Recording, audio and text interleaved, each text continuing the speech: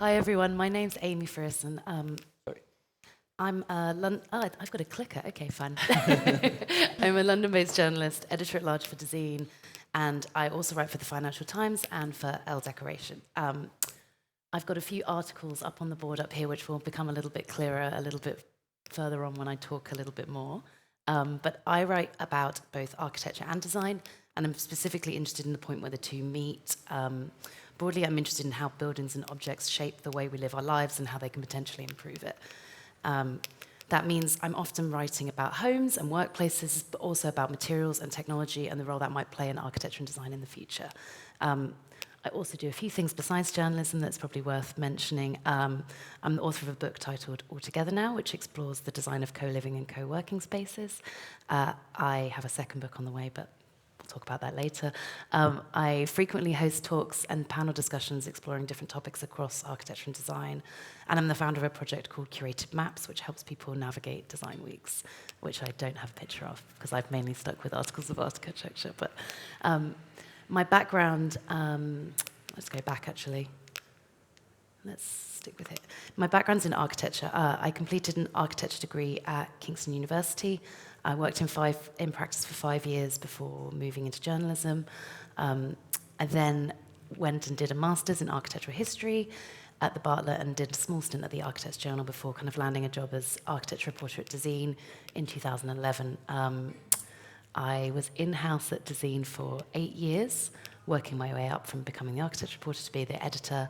I went freelance in 2019, at which point I became Dezeen's editor-at-large, which meant I was less involved in the day-to-day managing and largely focusing on contributing content, which was the fun part.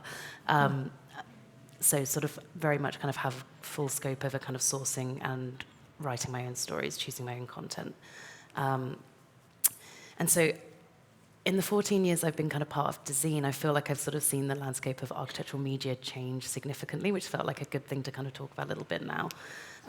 When I started, sort of social media was present, but it's sort of nothing compared to what it is today. Facebook was sort of still a big player, but largely as a place of social interaction rather than a place where we kind of consumed content or for sharing content. Twitter was just getting going, and Instagram wasn't even something we even considered at that point. And I think there was a lot of kind of narrative at that time about how Dezeen and other digital platforms were a huge threat to architectural print media and the future of architectural criticism. And it seems like kind of poignant to think about that point now and look back at kind of how far we've come. And in a way, sort of platforms like Dezeen were doing a lot what social media actually does now, which is sort of taking a big story and distilling it just to a few images, a few moments, or sort of like the key lines. Obviously, Dezeen has evolved beyond that to what it is today, but that's sort of essentially what that kind of relationship was at that time. And I think it kind of says a lot about the way that media goes through cycles and how new things kind of come in just force the other things to sort of shift and change and evolve. The next cycle of that, of course, is the arrival of AI, and that's going to sort of prompt another shift again. What does that mean for social media? What does that mean for digital journalism? What does that then mean for print journalism? I think is kind of a really interesting question, and sort of the idea that these kind of, I guess, that this sort of changes might, there's the argument that potentially it's killing criticism, but it could also be that it's democratizing it in a way. Ultimately, the conversations are still being had, but maybe in different places and in different ways. And I think it's sort of, for architectural media, for the industry, it's sort of, I guess, thinking about how to have the same conversations or have the right conversations in this sort of new landscape. And another thing I kind of wanted to sort of mention that felt was kind of a nice moment to sort of just to consider here is I read an article recently about, it was in the New Yorker, it was titled "The New Generation of Online Culture Creators." And sort of the subhead of that article was like, in a digital landscape overrun by algorithms and AI, we need human guides to help us decide what's worth paying attention to. And I think it's certainly sort of something that I've been thinking about a lot in terms of what that means for kind of the future of journalism, specifically in architecture and design, and how there are sort of maybe new ways of engaging audiences, and how like sort of maybe like journalists as opposed to specific voices as opposed to actual media organizations maybe become the people that people look to for ideas or for, to sort of find out what is actually going on, what is the reality. And so, yeah, I put a couple of articles up on the screen because I was asked to provide some imagery, but let's go back. I just thought they were kind of useful as, I guess, pointers as to sort of the types of topics that I cover, and also, I guess, like topics that are the sort of topics that I think are kind of playing out in architectural media at the moment. The first one is a piece I did for Icon a couple of years ago now, but it still feels very relevant, which was looking at how landscape architects in Denmark are incredibly ahead of the rest of the world in terms of planning for rising sea levels and flood protection and what that kind of means. And sort of, it was kind of an interesting story to tell because ultimately you're trying to tell the story about something that hasn't happened yet. And I think that sort of, in the age that we live in, is sort of, what we're often trying to do with sort of topics around sustainability is think about how you kind of communicate ideas that are very much in the future, but, very much present to where we are now. This is a piece I did for the Financial Times about stone bricks, which is probably one of the most engaged articles I think I've written in recent years. The kind of response to it was huge. People had so many kind of comments, and it's sort of mainly, I think, part of what made this article quite successful was just the fact it sort of taps into the political context of the fact that in the UK, the government has sort of come in with an ambition to build 1.5 million homes. And there's a kind of question mark about what we're going to build them out of and what is a local material. And this was sort of tapping into that kind of conversation. A few Dezeen articles, largely all about installations and kind of maybe sort of something we'll kind of explore in a little bit now.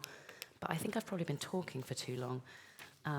So on the last shot, it's also a talk that I hosted, which was about public toilets, probably the most engaging conversation I've ever been involved in. One I feel like I came out of feeling like actually there's so many people interested in conversations about the future of architecture and what architecture is. And I think when you engage on topics like toilets, which ultimately everyone has an opinion on, so it felt like a kind of a nice thing to end off, just thinking about there are always going to be conversations around architecture that people will have an opinion on and want to engage in. So yeah, that's me. Great, fantastic. Thank you very much.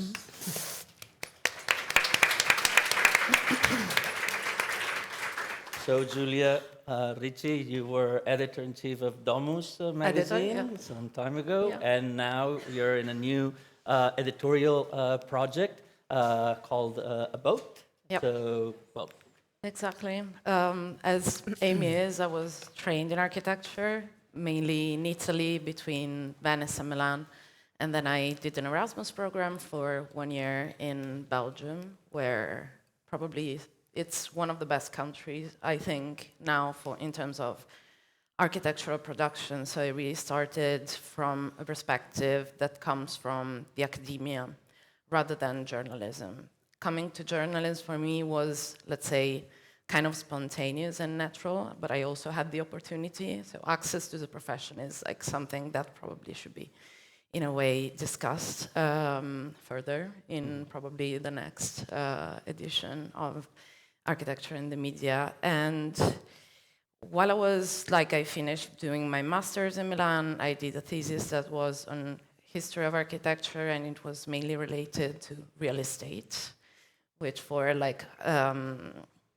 architectural research is not really the center, let's say, that is discussed. But I've always been interested more into, let's say, a larger context. So not only, let's say, authors and names, but a more kind of understated understanding of architectural production and the built environment. Because when I say that journalism for me became really, let's say, a magnet in a way, and I, let's say, joined that professional community with enthusiasm, is that it really shares at the core a value with architecture that I think it's essential, meaning public interest. So journalists mainly speak about something that should be at the center of a public debate. And we know we live, let's say, in buildings most of the times, but for most of like most of the time, people who are in buildings, they don't really realize how that building became built, what's the process behind it, and what are, let's say, the implicit signals that a building sends you in a way. So that was really, let's say, at the center of my interest since the beginning. And so from there, I was lucky enough to start an internship at Domus, which is a magazine that was founded in 1928 by Gio Ponti. And from there, I started with a website, and then I joined, let's say, the printed edition with the last months, I think, of... yeah, this is like quite of a recent article. Wait. There are some things on the magazine later. Okay. These are like some of my interviews, articles I did for the website, of course, Emilio Ambas. And this is like an interesting project in Sicily. It's like a confiscated like a building that was confiscated to the mafia. And so how to render that building that is a private residential building into something today that it's useful for the community. Or like in this case, it's the archive of Paolo Mendes da Rocha that he personally donated to Casa Arquitectura in Portugal. And so the debate behind it, that it's something crucial. You were mentioning the archives before, which is like a very big topic. And the idea here was that the archive had to be, let's say, digitized in order to be accessible from other parts of the world. But like we are talking about one of the Brazilian masters, and let's say its archive being donated to a Portuguese institution. And what do we have here? This is like particularly related, let's say, to the topic of our conversation, but like going back a little bit to my training at Domus. I've passed there, like I spent 7 years working there. It's been great because you might know that since 2018, Domus has this program until 2028 to involve guest editors every year.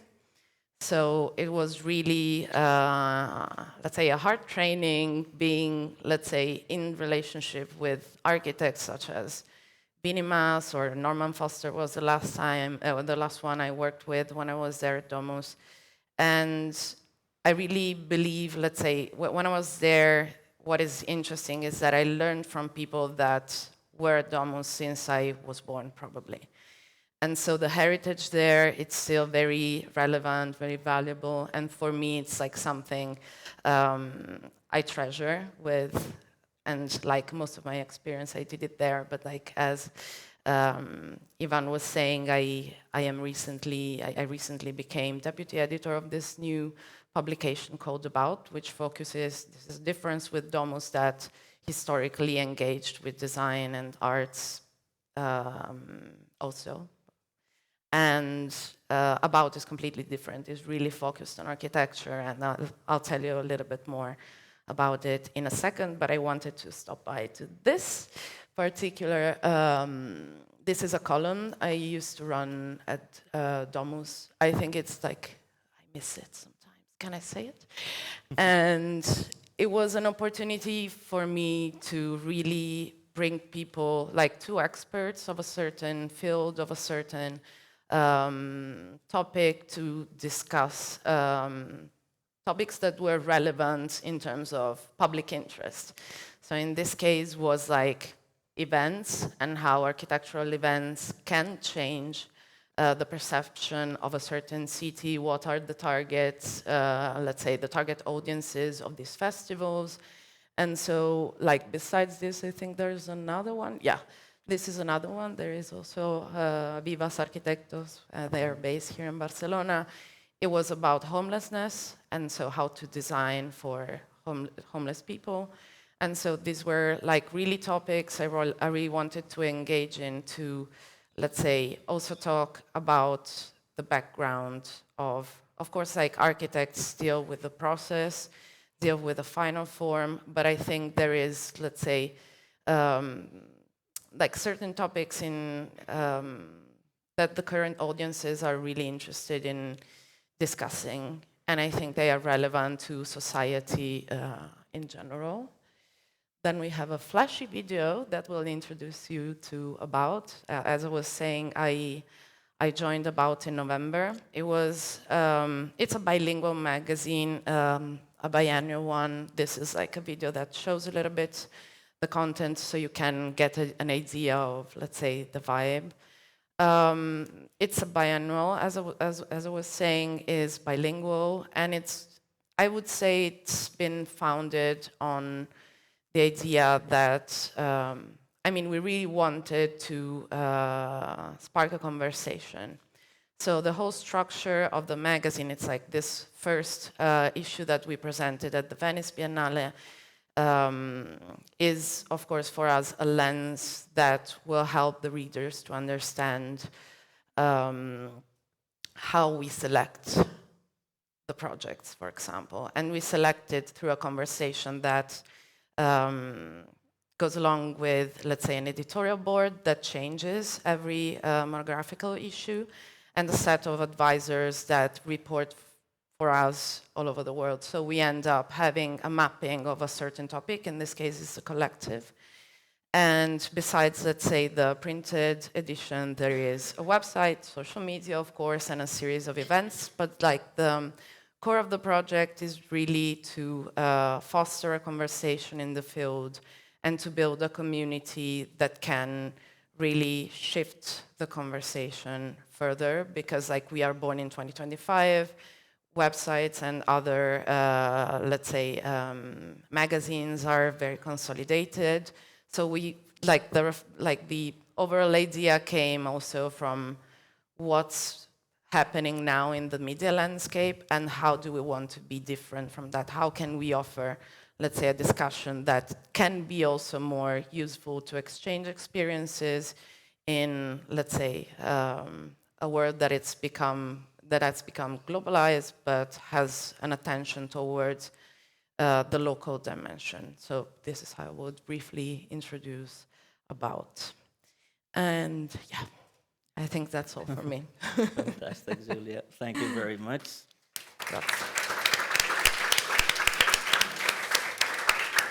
And we're also happy to share the stage with Laura Sangrà Herrero from Betevé. Betevé is the local television, public television here in Barcelona. Television, but which also has a very strong platform online, no, for news and for the rest of the program. So thank you very much. Thanks to you, because you were daring inviting me. I was looking for Miriam too. Miriam. Yeah. Back there. There. Yeah, thanks. You were daring inviting me, and I was cheeky saying yes, because that's not my expertise. I'm an arts journalist for 18 years now, 18. But no specifically in design or architecture, but still, I'll go into that deeper. Thanks to you all also, because you're here instead of maybe napping. Some of us are craving for a nap, or going to the beach because it's a beautiful day, or sipping cava in a fancy hotel. I would do that. We can do that together afterwards. We can have some drinks for sure afterwards here in the evening. This is what I wanted. This is what I was looking for. But yes, thanks to all of you. As I was saying, I'm an arts journalist for 18 years now. In the last decade, I am working for Betevé. As you were saying, the public local TV here in Barcelona.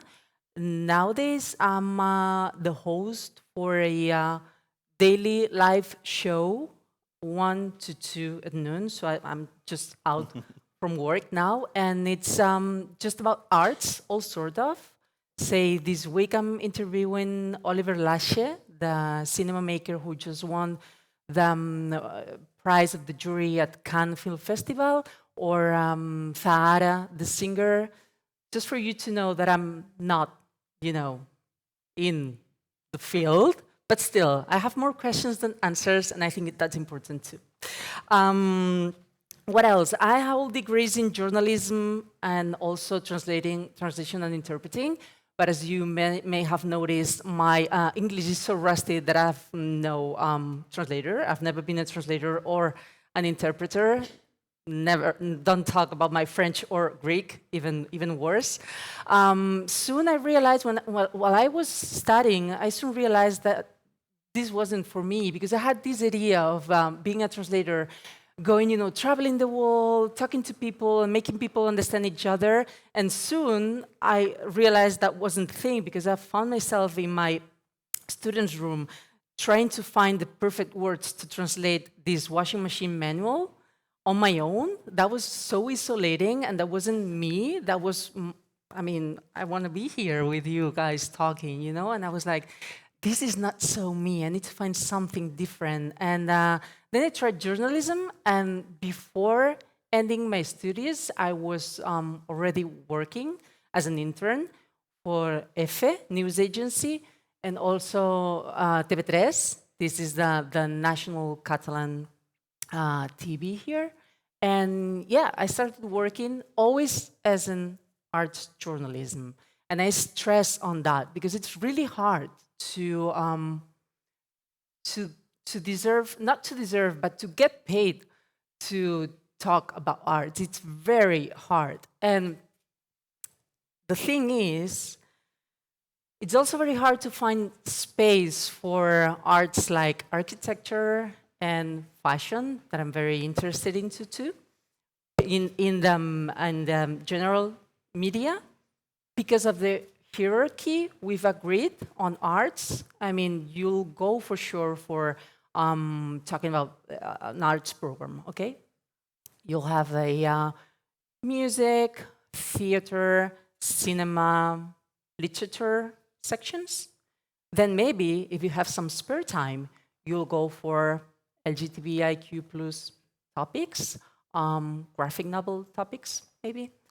What else? Some other sort of arts.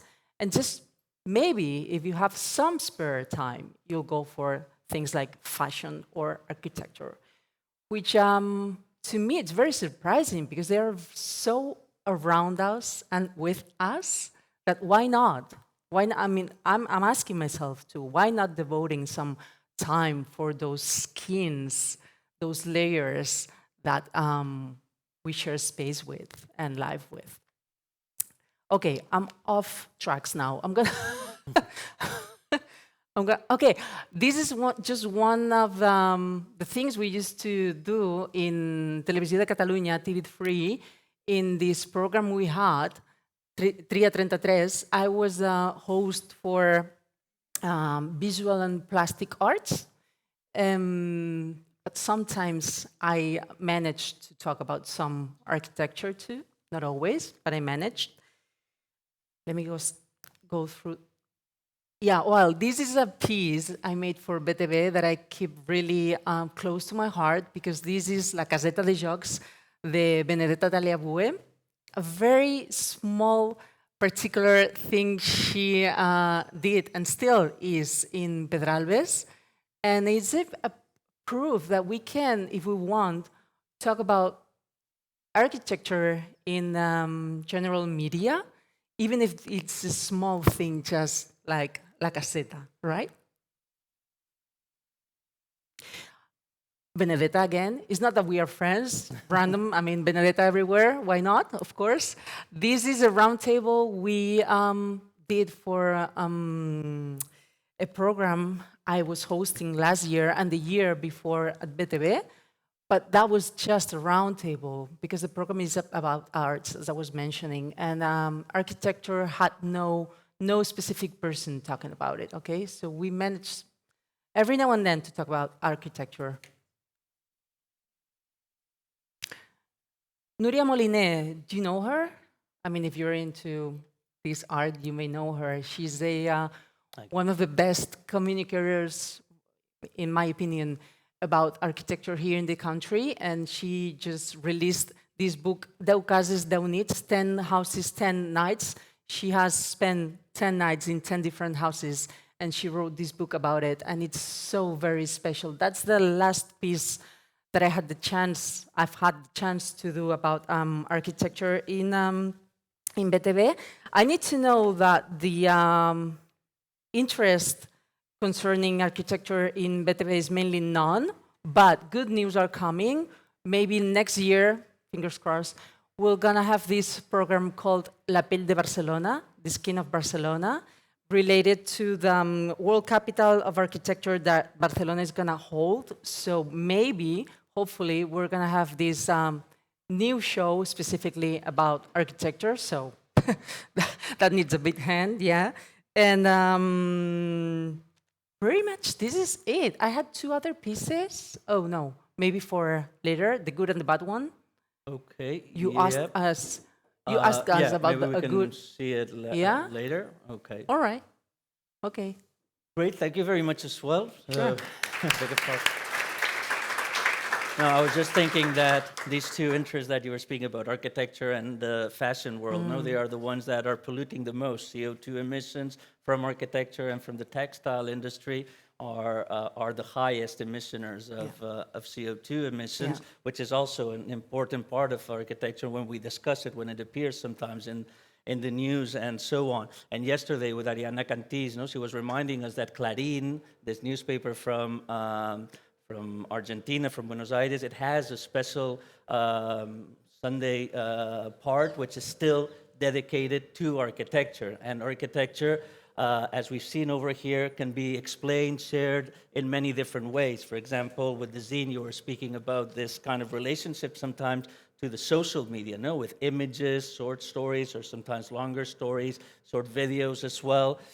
In your case, Giulia was saying that about also decides to publish details, and drawings and images of certain aspects of the buildings. And we were seeing how television can also, even if it's difficult, also speak about architecture. And I think that one of the topics of this year's Architecture in the Media that we were kind of coming up with was about how these events, for example, the Olympic Games in Paris or in London at some point, in Barcelona, they became very important for all the media to speak about that and to speak about architecture because the city was transforming. So, and I'm not sure if you can share some stories or some knowledge on how these events help you also build the stories that you then publish in Dezeen, or that might come in, or maybe it came in Domus, or maybe now you will publish in About, or maybe this new program that you were speaking about that we hope really kind of is an opportunity. So how strong these opportunities are for communicating and speaking about architecture. Come to me first. Yeah. Sure. Okay. It's a big question. I mean, ultimately, I think these kinds of things have existed for a long time, right? I mean, we've had world fairs, going back hundreds of years. Architecture has been used as a means to communicate with a broader audience or to sort of tell stories. And so then the way that we as kind of media organizations kind of report on that, I guess, has probably changed in a way too, with the rise of sort of social media and things like that. And I think the thing that kind of comes to mind for me specifically is if I think in the sort of period that I've been reporting, design festivals or sort of these kinds of things where you tend to have architectural installations have always been present. But I sort of feel like the nature of what has been built as installations for those events has changed over the period. I think, at one point maybe they existed as, installations might be testing an idea and maybe it's a testing material or a technology or I guess something that kind of moves the conversation about architecture forwards. And then obviously then the reporting of that sort of echoes that as well. But then maybe in recent years, as kind of social media has become a thing, as Instagram's become a thing, also as sort of organizations are looking to initially kind of broaden their reach and, tap into kind of marketing, the types of installations that come in are basically just things that are Instagram friendly, not necessarily progressing conversations or the idea of architecture as a discipline, which is is a real shame. And I think that's maybe a challenge for architectural media to sort of work out how, are these things still relevant? I'm sorry, that's quite a convoluted answer to your question, but I hope that sort of what you were kind of asking. Exactly. No, I share, let's say, the starting point of Amy's thought on the topic, meaning events related to architecture have been there and have been trying to be more like a place of communication, maybe. I think in the last probably 10 to 20 years, like things have, let's say, have been shifting a little bit. Like, for example, I was showing before this points of view column that I was doing, and I visited the Triennale in Bruges last year, not Mextropoli, unfortunately, yet. But I was really hit by the way that the Triennale in Bruges is trying to use the event that is related to both arts and architecture. So they have this installations that are, let's say, spread all over the city. The city center of Bruges is a UNESCO site, so it has, let's say, some complexity in it, and with a lot of tourists, but mainly what they do is trying to engage with who lives there. For example, like I got this conversation with Shandy Garden, which was one of the two co-curators of last year's edition. And we were talking about this specific intervention in a square that, like, it's a small square in between buildings in a neighborhood, in a normal neighborhood in Bruges. And it was really interesting because she was explaining the process behind it, not only, let's say, the architectural part, which we can kind of understand, but like how the negotiation with the citizens happened. And so how some people in the neighborhood had the keys to that space that closed at night so that the neighbors could use, let's say, that space for dinners, for example, for events that were, let's say, starting from the neighbors over there, or like an intervention by Atelier Bow Wow, for example, sparked the conversation around like swimming in the canals in Bruges. And so now it became possible because they made their installation. So it's interesting that these events are starting to find new formulas, like that they are experimenting with, like as we are, let's say, our role, our job is related to dissemination. Of course, like we do it from a media perspective, and what they do is really like trying to engage with citizens and trying to let people understand how they can negotiate, how can they ask more to the municipality, for example. In that case, like the event is sponsored by the municipality. So it's interesting that this installation, this event becomes a way to shift things also for the people that work in the technical offices of the municipality, for example. So I find that those events who are trying to push a little bit their scope behind, like going beyond what is like just like a place of gathering of, let's say, an international community, of a global community, I think it's interesting because they are really trying to do something that I think also we as journalists should do, meaning like letting people, like also broader audience, understand how people can negotiate their space, how like a more general public can, let's say, enter the conversation. Yeah, because, for example, you were saying that architecture has so little space, no, in a television program or on a television like Betevé or such. And yesterday we were also hearing from Luis and Clara that everything is mapped. So there's all these numbers and figures that say people are not interested in this, so we're not going to speak about this. Is this something that you kind of find? Or is it that, for example, when there's new social housing being built, no, that there's some great examples taking place in the city, or public spaces being transformed, or the city being transformed, that we don't understand it or we don't speak about it, we don't address it as architecture, even if it is architecture, but we're actually speaking about it. To me, the thing is that, and linking it to them events, the events about architecture are very important to me because they are the excuse that we have to talk about it. Our television is a small one, it's not TV3 or Televisión Española. We are 200 people. It's little to cover everything, you know? We're not that much people. So I need to go to my boss and get this hook. We call it the hook, el gancho de actualidad, the thing that makes it a hot topic. So I need a hot topic, and an architecture event is a hot topic. Like Manifesta, it's not specifically about architecture, but it was a hot topic here in the city for several months, and invited us to go and discover places that are there, but we never got invited to them, like the Three Chimneys in Sant Adrià or Casa Gomis in El Prat. Those were the first times I went to those places, thanks to the hook.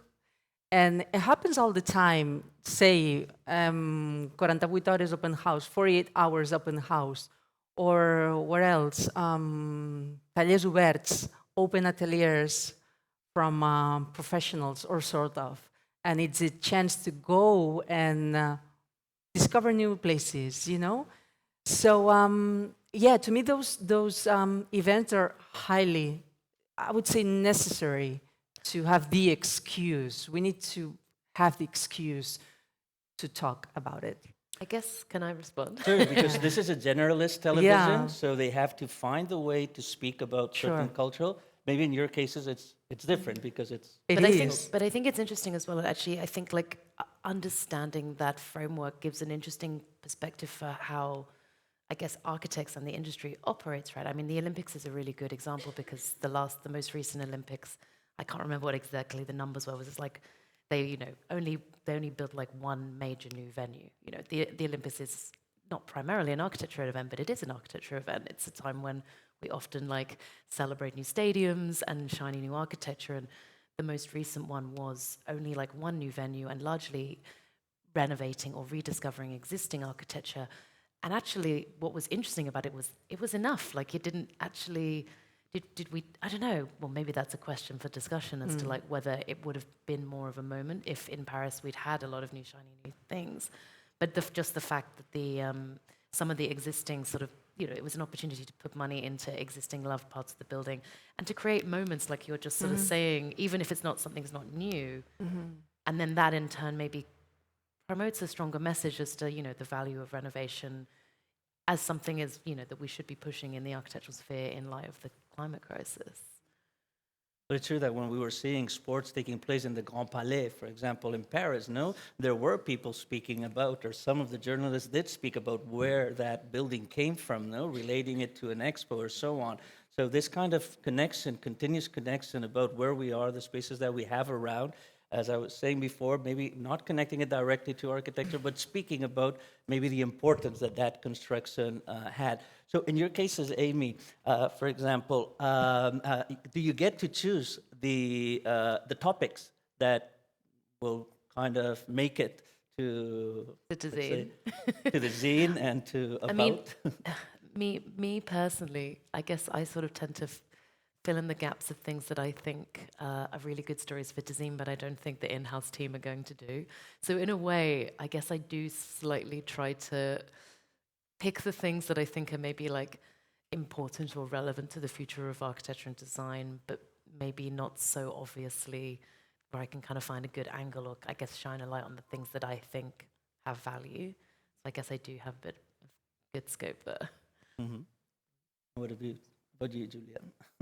Yeah. What can you say? I mean, this is, to us is something that it's of interest because when there is, let's say, concentration of effort in architectural events, it's interesting to also be there in first person to understand how the organization is working in the territory. Because of course, like in every architectural event, you have this side where you have like a global community coming, and on the other hand, a local community that is trying to be, let's say, involved in these events, which is not that easy. So we really map all the events and try to, let's say, do some scouting to understand what are the approaches, like I was mentioning before, these formulas, new formulas that are being experimented. If we look at the titles, for example, of the last 10 to 15 years, biennales, triennales, architectural exhibition, etc., they are mainly, let's say, based and they drop on like topics that are about sustainability, about social inclusion, etc. But like, it's interesting to see how these events are really able to, let's say, instill that where they are. And so, like, we live in cities that are becoming more and more unaffordable for, like, the audience we try to speak to. And I think, like, these events also contribute to that. Like, I live in Milan, and take Design Week, for example. It's been, for sure, let's say, like, you also had a problem here, I guess, with Airbnb, etc., I heard. So I think, like, not in particular like architectural events, because they have like a selected audience in a way, but I really enjoy the most the events that are really able to trigger something positive and are able to get something back to the community and are able to convey how architecture can be useful for, let's say, a city, a specific environment, and a territory. Because these events are also spreading, like, there was like a small architectural event, not really small, but like, it was done by a collective called HPO, close to Ferrara in Italy, so on the Po Delta. And they are doing like events that are more, let's say, territorial. So they are trying to understand water flows, like the water raising, etc., how that will impact the territory. So how we can start to think about how will we inhabit this territory when this happens. So I think like that is like when these institutions have a clear vision of where they want to go, I think it's where we have the most fun.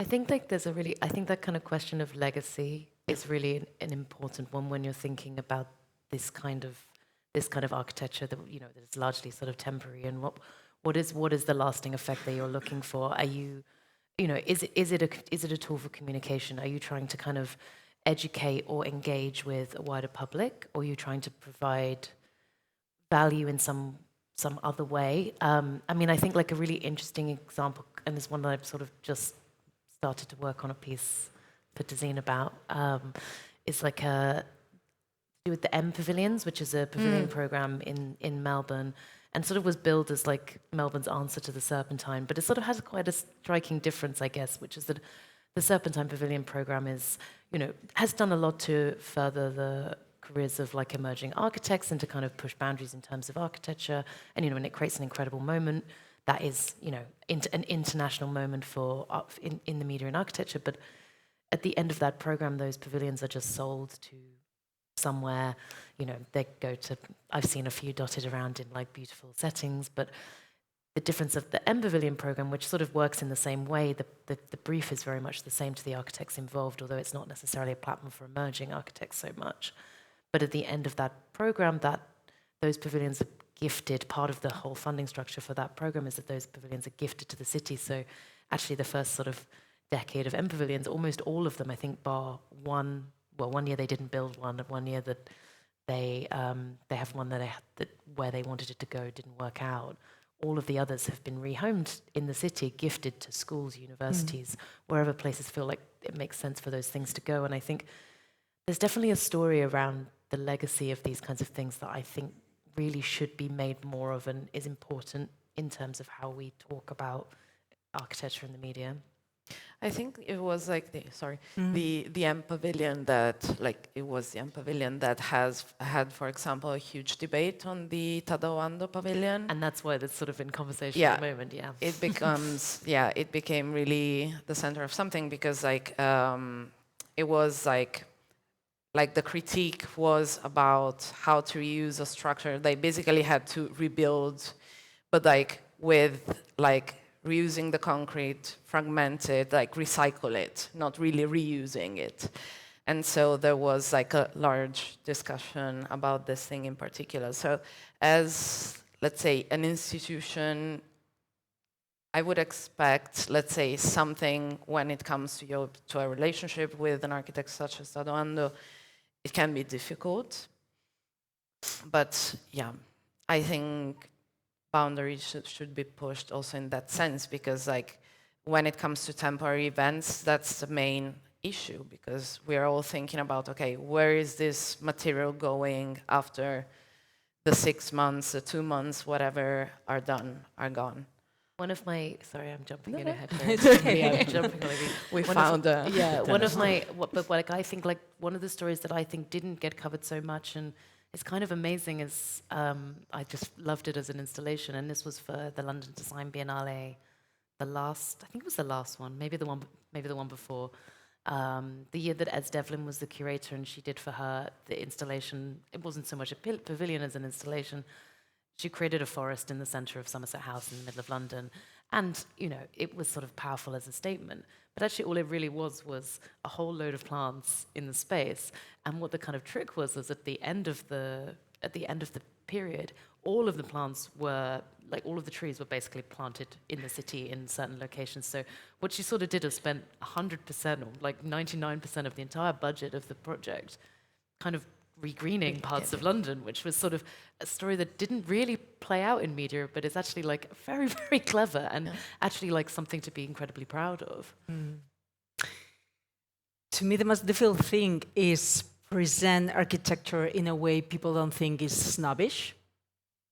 Just like fashion, again, same links for some reason. I don't know. I really wonder myself what is going on between architecture and fashion that makes people think they're that snobbish. Maybe prices, maybe they just think it's for some people, not all of people. And I think we are mistaken here because it's for everyone. We just walk on the streets and enjoy the architecture. It's in the media, you know, it's surrounding us. And talking about it in a historical way, it's kind of easy because we are, you know, talking about Gaudí and Puig Cadafalch every now and then, even in Betevé. You know, from a historical approach, it's easy. From a social approach, as, you know, upcycling and all sorts of things, kind of easy too. But when you want to go deeper, it's very hard. And again, you need the hook. The way we found to interview the father and daughter who created the new Llotja de Mar was because they won the prize Ciutat de Barcelona. That was the hook. Otherwise, no way they have some space at the public TV. Why? Just because. I don't know, but I wonder myself why, and sometimes how to get rid of this sense or this feeling that it's just for few people and that not everyone can understand architecture and this kind of, you know, snob. But I think though, like, I mean, and this is, you know, this is where like people's perception is that architecture is elitist and media does play that out in some way. And I mean, I know if an architect came to me and said, I've designed a beautiful home for a very rich family, I can get that in pretty much any, you know, not talking about Dezeen, like talking about like if I wanted to kind of write something for a national newspaper, I could pitch that to lots of different national press and they would say, yes, we'd love to run that as a story. If someone, and actually this happened recently, or maybe like a year or two ago, we had a really innovative like collective housing project built in the UK, and I pitched it to a couple of places and no one was interested because they want to hear the human story. And actually, like I guess it's a lot easier when, you know, two people have commissioned their own beautiful house to sort of tell that story in media. When it's a sort of a social housing kind of project, or where like, you know, really the people driving that is the architect as opposed to the people that are going to live in it, that story is a lot harder to tell, and so a lot of, particularly national news, doesn't really know how to tell it, I find. It's interesting how we're speaking about this in this space where we are right now, and how this morning we were speaking about temporality, no, and the experience with Lab 212, Atelier Remoto, and understanding that this was a temporary building, an experimental building, how it helped many people, or how these temporary experimental research spaces are possible as first projects for many young architects, young designers, and so on, no? And what they mean also in terms of their interest towards the future. So I also wanted now to start opening up the discussion. And another topic, when we speak about architecture in the media and so on, it can be in many different ways. But if we focus, for example, on specific aspects of it, You were speaking about gentrification or the problems with Airbnb and so on. It can be even more difficult sometimes to introduce that into the news. And I think that it's very interesting that at the Institut Francès de Barcelona, tomorrow and the day after, there are these conversations on frugal architecture. No? And so we have Dominique Gauzin-Müller today, who will be moderating and presenting. And we asked you also to think about a question on maybe how sustainability issues or frugal aspects of architecture are communicated. Yeah, it's very interesting. Thank you to propose me to speak a little bit about frugal architecture. So everybody is invited to come to the Institut Français tomorrow. There are very interesting people from all over Europe, not only French. Frugal architecture, we communicate about it in different ways. First, we make books with examples that we find inspiring, and we make it regional. So in each French region, we make a book with 20 to 28 examples, architecture, but also urban planning and landscape planning. And till now, we have books about 7 regions. In France, the biggest regions, we are working now in the next 7 regions. And now for the so-called Salon des Maires, Maire is Mayor. So mayor meeting. So every year in France there is a meeting for all the mayor where we have 40,000 cities in France. Most of them are in rural areas and very small. And so there's a big meeting. And in this meeting there are 2 stands. One from the French College for Architects and another one for an institution who is working on rehabilitation for public buildings. And we propose this year to make a kind of best-of from our 150 buildings that we show in the books, and to make out of it a journal. A journal, so like Libération, or so not a book, but really a journal, and we will print 15,000, and we will give that to all the people coming to the Salon des Maires who are interested in it, and it's we call it Journal des Possibles, so journal about possibilities, and as the title, it will be architecture review for mayors and so élus is elected people and technicians from territories. And there will be 32 examples, and it was really a way to bring this frugal architecture to as many people as possible. So this frugal architecture, we wrote a manifesto 7.5 years ago with 2 friends of mine, an engineer and an architect. And till now, there are more than 17,000 people who signed up our manifesto in 92 countries. And they are frugality groups, which were about 40, which were created all over the world, mostly in France, but now we are trying to create one in Catalonia and also one in Andalusia. And I think this is really a way to share architecture with people, because among the people who signed up, there are naturally a lot of architects and engineers and landscape planners and urbanists, but there's also, I remember that at the beginning we had a baker and a postman and secretaries, and so I think about 20% of the people are not from the building district, the building sector. And what is also very important for us is that I would say 30% of the people have less than 30 years, which is also a way to invite young people, students, and young professionals to come. And we organize every year Rencontre de la Frugalité, so Frugalité meeting. Last year it was in Nancy, and we had 550 people. It was in Chambéry, in Bordeaux, so all over France. I'm dreaming about organizing one here in Barcelona next year, perhaps in the park Batlló that I visited yesterday. I think it would be a wonderful place for that.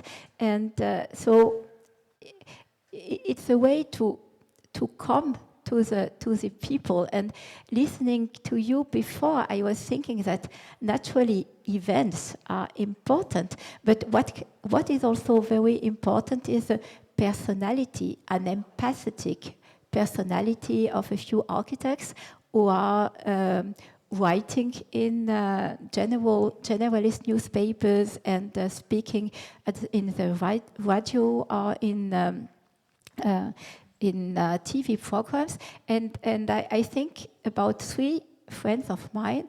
One is Marcelo Rosenbaum in Brazil. Perhaps a few know him. I think he won a prize. Perhaps even it was with a building in Amazonas for children. Okay, so, but he won many prizes, and it's 25,000 square meters big. But this guy is also working in a TV program, and he goes to renovate habitat of people. And I think that this is really interesting also because we will speak about this in the second roundtable when we speak about prizes, awards, and how this also gives us kind of examples through discussions with jury members and so on, which help sometimes, or that's what we've been told, by different platforms, to then have also content for certain kind of platforms, or media platforms. So thank you very much. Because we have some other questions, if we can be... Thank you, merci. Marta, ¿y había algo?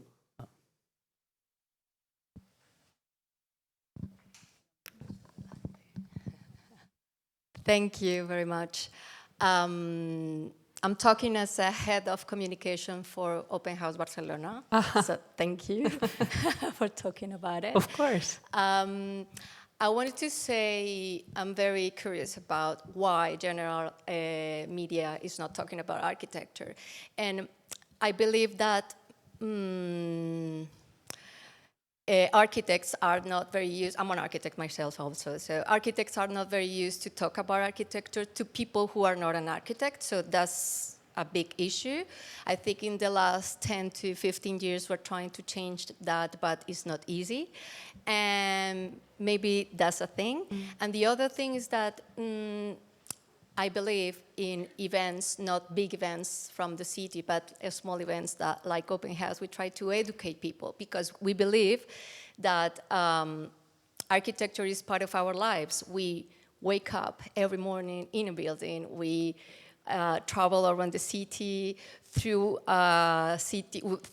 spaces designed by architects, and then we go to schools and work and in buildings also.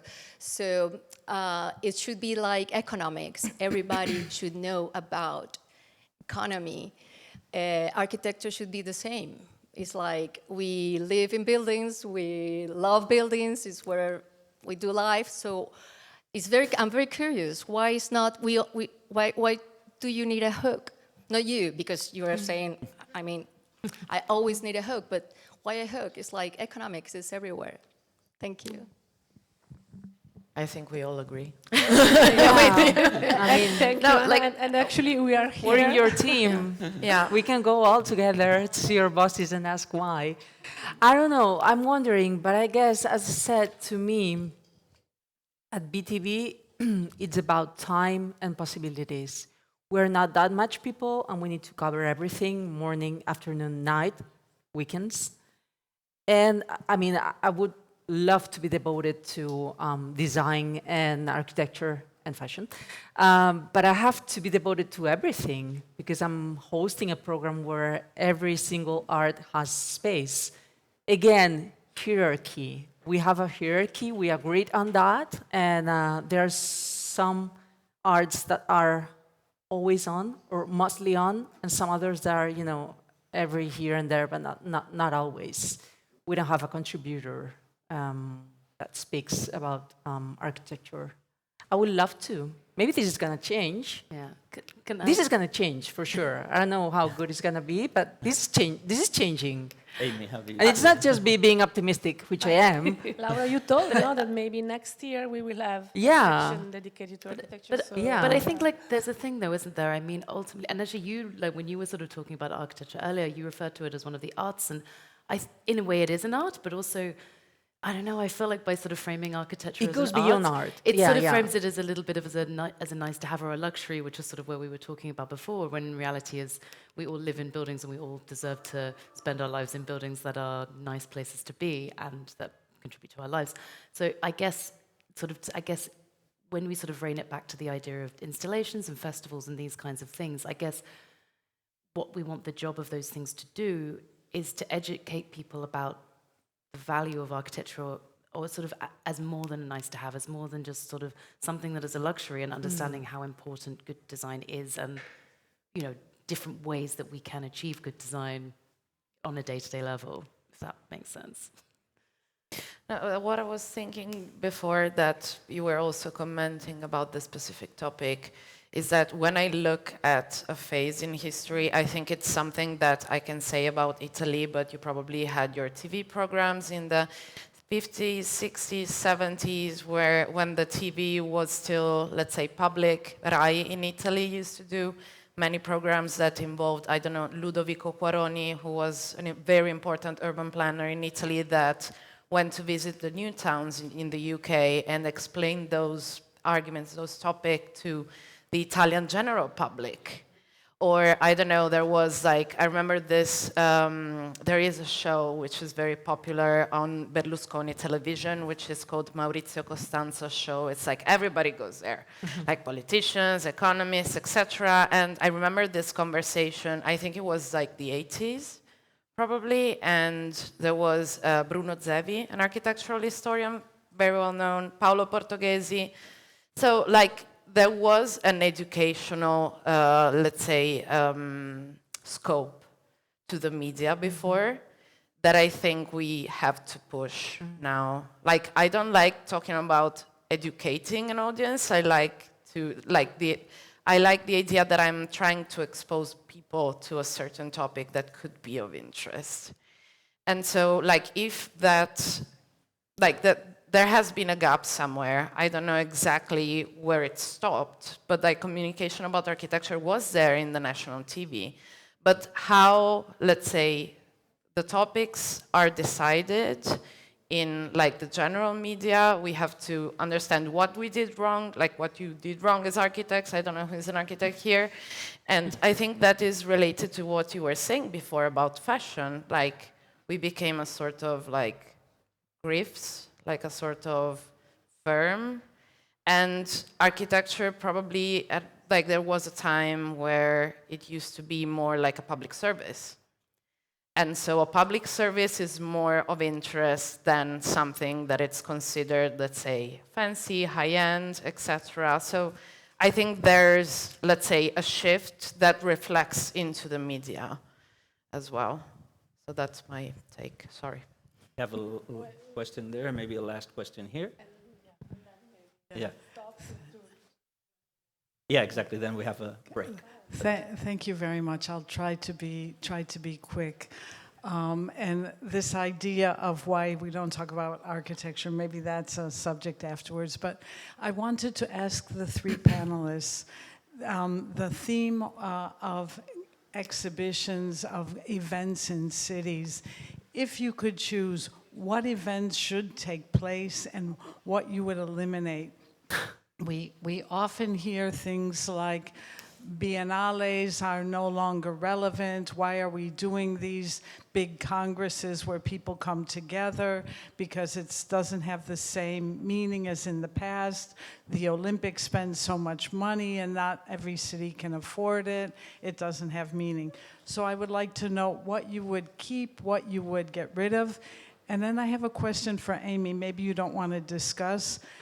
Dezeen started with Marcus Fairs many years ago. You were bought by a Danish media firm.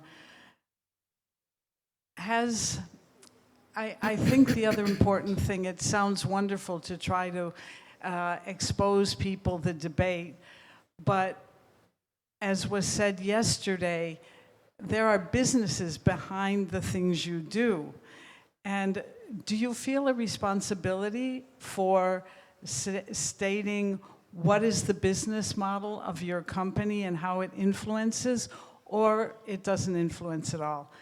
I mean, I can speak, Tony, to a degree because when Dezeen was bought by Politiken, the Danish media company, I was already a freelancer, so although I'm attached in Dezeen's editor-at-large, I'm not working in the office day to day, and I don't interface with that.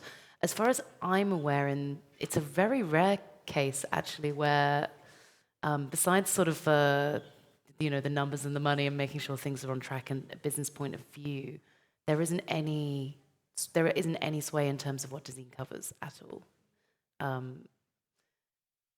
I'm sure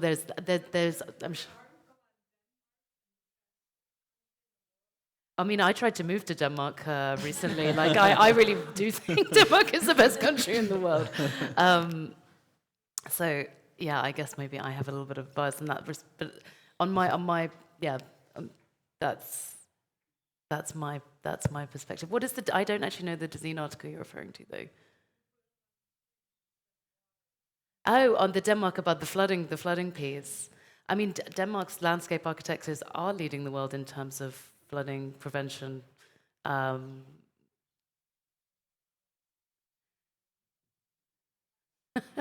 In terms of contemporary projects, in terms of things that are being built at present. That was there was also, I was asked to pitch for a piece for Icon Scandinavia issue, and I felt that was a topic that I was really interested in. That particular piece, but... Thank you, Amy. We're also asked sometimes, public televisions are also influenced by the governments that are above them, so we could kind of continue. So we had the last question here, and then... She asked...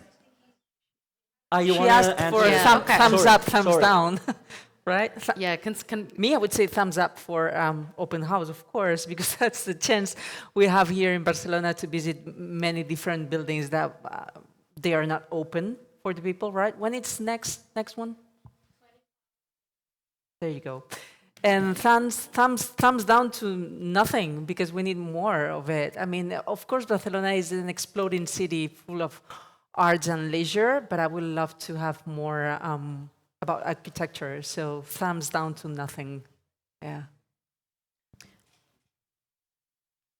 I think I said it more or less while I was talking. So I like events that are able to contribute positively to the places I decided to engage with.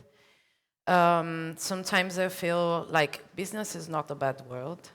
We should talk more about salaries and how people are paid when they are involved in such environments. And also, like, probably municipalities should have a role in like putting some limits sometimes to certain, let's say, side effects that events can have. But of course, like architecture events are not that big usually. Maybe design events are bigger in a way.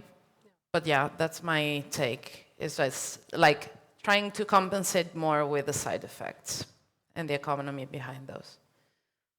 And I think for me, I wouldn't be so binary as to say to keep one and to ditch another, but I think the question of legacy, as we were sort of talking about before, is essential. I don't think any pavilion or installation program should exist today without an idea about, like, especially when it's a sort of temporary thing, especially when it's in place for a very limited amount of time, what happens to the materials or the things of that pavilion when that temporary stay is over. So I think no one should really be operating today without that in place. I really have no time. If it could be very short. Okay, and short answers, please. Thank you, just to be in time. Thank you. I just have one question. I would love to know which are those key factors you keep in mind, you consider, while selecting a project for publishing. Not sure how you're going to do that. Selecting a project for? Selecting for a project publishing. to speak about. Oh, wow. Maybe we can reflect about it. It's such a hard thing, and I feel like it's a question that people often ask. I mean, design journalists, right? Like, how do you pick? There should be another panel for this. But like, yeah. I mean, like, I know for me personally, I'm always interested in projects that speak about the future, and that can be in whatever sense. That can be, you know, just things that are kind of like pushing boundaries or like taking ideas in another direction. I think I don't tend to just. I mean, sometimes I do pick things I like, of course, but if I didn't like something, it wouldn't be a reason not to publish it. If I felt that it was an idea or something that is worthy of conversation or kind of like, you know, it's just taking design and architecture in a new and interesting direction, if that makes sense. You agree? When my critical radar is on, I usually am interested in to publish something. Yeah, I don't know. How interest is it for our viewers?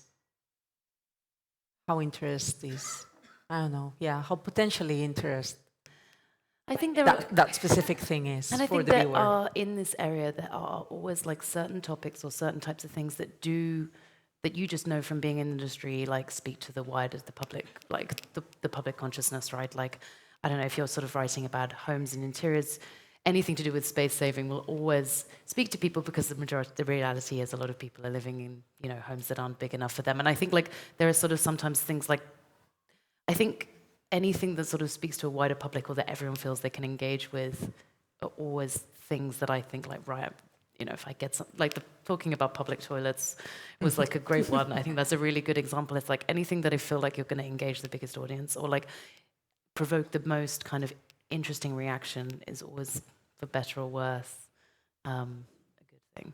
Public interest on top. Thank you very much, Amy, Laura, Giulia.